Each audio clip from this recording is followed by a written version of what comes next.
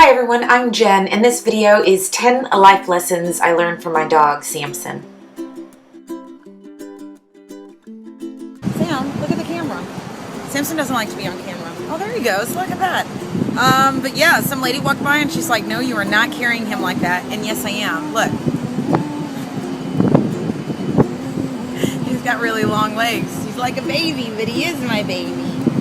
If any of you are my Facebook friends, you know that Samson passed last week, and I just want to thank you all so much for the love and support. It was really sweet. It was really nice to know that so many people understood. I guess in a way it seems some people might say he was just a dog, but you know, he was my other half. We were inseparable, and I had him ever since he was a puppy at age 16. I went to pick him out of the litter, but I like to tell people that he picked me because I really had my eye on his sister because she was black, but he really brought the razzle dazzle and charisma, and he stole my heart, and I am so blessed that I got to spend so much time with him over the years. And I want to go through the good stuff. I want to, as I'm reflecting through these photos and videos and really just missing him, just thinking about what a blessing it was to spend that time with him, and the life lessons that he taught me, or at least reinforced. So without further ado, we will start with number 10, which is ask for what you want. Yeah, he was a dog, but he asked for what he wanted. He didn't actually use words, but he used stuff that was just as close to words, you know, whimpering, whining, so much eye contact. And he was just really powerful in that way. He was very direct and just would ask you straightforward. And if you said no, he didn't take it personal. And there's a good chance he's going to ask you again next time. So I think that's a great way to look at life. Ask directly for what you want. Don't beat around the bush. Just communicate. So Samson was really good about that. Number 9, this one's a tough one. Keep no record of wrongs. It's pretty much not a human characteristic. I don't know too many of us that can do that. But Samson sure could, and that's priceless. When someone is not reminding you, remember the time you did that, or remember the time, is this going to be like the time, or, you know, says something snarky, whatever. I mean, you never get that, and I know that's probably why dogs are man's best friends, but, you know, it's really a pretty priceless thing to not keep any records of wrongs, or even just to attempt to do that. I know in my faith I am supposed to extend the grace to others that I want extended to me, and it sure is easier accepting the grace sometimes. So I want to be like Samson in keeping no record of wrongs. Number 8. Explore the great outdoors. Man, that guy loved to be outside. You know, he knew how to enjoy the moment. He was just an explorer. He would explore anything. Someone's house, the park, a rock, a shoe, your bag, whatever it was. And he was very interested and took his time, and he was curious. And I liked that little zestiness that he had. I love that he needed to be outside. We all do as God's creatures. We need fresh air and vitamin D, a little sunshine on our bellies, and just, you know, Samson really inspired me to stay outside a lot and be outdoors. I just love that he was always up for anything. Okay, we're on to number 7, which is be a great wingman. Once again, I don't know anyone that's a better wingman than Samson. Oh man, I dragged that guy all over with me. We went to all different states. I took him on planes. I took him, you know, boating. He went boating more than any dog that I know. We went camping. If there was a store that allowed dogs, I mean, he was my faithful companion at Nordstrom. You know, and not only that, just at parks or whatever. And he was really good about, he always had good manners. He was always very polite and was kind to people. And it wasn't about him all the time. You know, a lot of times he was very patient, having an interesting conversation with someone, and he was just a great wingman. It always made anything feel better that my little buddy was there, and he was always up for anything that I wanted to do. And that's the kind of friend that I want to be. I want to be a great, you know, wingman, wingwoman, someone that really cherishes my friendships and tries to put others' happiness above my own. So this is a good one. Number 6, you ready? In all things rejoice. Oh man, Samson had rejoicing down. I mean, wake up in the morning, rejoice, it's time to eat, rejoice. I went pee outside, rejoice. Hey, someone's here, someone I've actually met before. Oh, look, a new person. I mean, whatever it is, that guy was just so happy. And you know, that's how we're called to be. I mean, everything that we hear is that it is not our circumstances that define who we are, but it is what we do with those circumstances.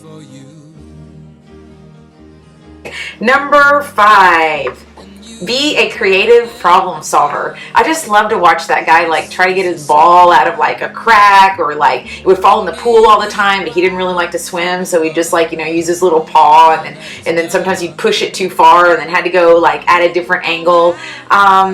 You know, and he just had heart. He just didn't sit there and just look at me. I mean, it was just adorable to watch him, watch his little brain work and be a problem solver. And you know, who among us does not like to be around people, whether in the office or in our family, that can solve problems, right? Like, Google it, you know, YouTube it, figure out how to solve that problem.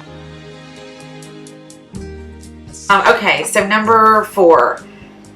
Take one, and then I scratched out one and I said a lot. Take a lot for the team.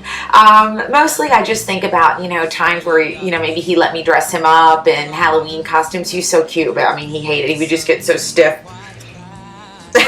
And I knew he was mad. I was like, don't be mad. Anyway, but I knew he was doing it for me, you know, and I don't think he was like a huge fan of kids, because we'll just try. I don't know. I think he's a really smart dog, and you know, so if kids were too young, he was like, you don't get it, just throw the ball. I don't want to do, you know, whatever. So, but he would endure it and, you know, stop and let kids pet him. Yeah, we used to walk along Michigan Avenue. There were so many tourists, and he was just always so generous and gracious by letting, you know, little kids pet him, or whatever. And you know, I think that's a good way to be, you know, not to be so contrary all the time, this is something that I could definitely work on, but you know, not always seeking out your own will or what you want to do. Sometimes, you know, going with the flow, going with what is best for the group and not just for you. We're on to number 3. Don't wait for tomorrow. Love hard today. Samson just sees the day, you know, and I think that's great about animals. It's like, I don't know if they have any concept of time or whatever. So it just seems like every day is like new and fresh and exciting, and they're not thinking about tomorrow. They're really living in that moment, just like, you know, we all try to do. It's like, hurry up, let me get in the moment, let me calm down. So that's what's really cool, I guess, about dogs. And for sure, with just like, you know, watching him and how he interacted with other people. I mean, he just loved people right away. And I could see him melt the hearts of, you know, some of the grouchiest people, or he would just really surprise me. You know, I just think that authenticity and that vulnerability that he exuded, it was magnetic even to the hardest of hearts. So, you know, I think Samson really knew the value of love, and that you love because it's good for your soul, and it's not just about it being returned, or, you know, even if it's refused, you love because it's the right thing to do.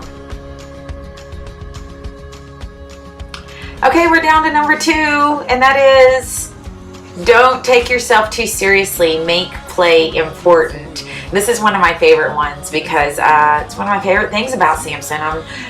Playful spirit, and that guy was always down for just being silly and really enjoying himself. You know, he realized as we all do, at least in the back of our minds. We can't take this stuff with us, you know? So it's really all about the present of the presence. Deep, yeah? So, you know, he never held grudges. He was never carrying stuff from some other day. He just loved, and that was his default. That's where he always came back to, and I absolutely adored that about him. He was always in a good mood and always ready to play. Who doesn't want a friend like that? I want to be that friend, and I want about 5 friends like that. Not too many, because that would be, then I would have no time for work with all my playful friends. And the last one is leave a legacy of love. Samson was really great about that. And what comes to mind is just the idea of leaving a legacy really means like you're not here anymore. So your legacy is really in the hands of the people that knew you.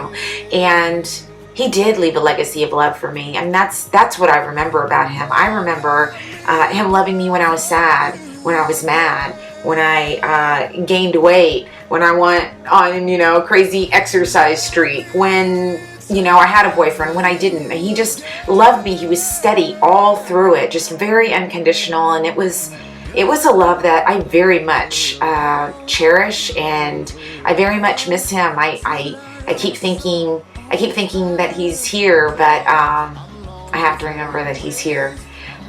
So that was pretty much it. I really just wanted to memorialize his memory in this way. So I hope you enjoyed it. I hope you got some good reminders. I don't think this is any new information, but sometimes we need to be reminded, and that little dog sure did it for me. I thank God for the time that I got to spend with him, and I'll see you guys next time.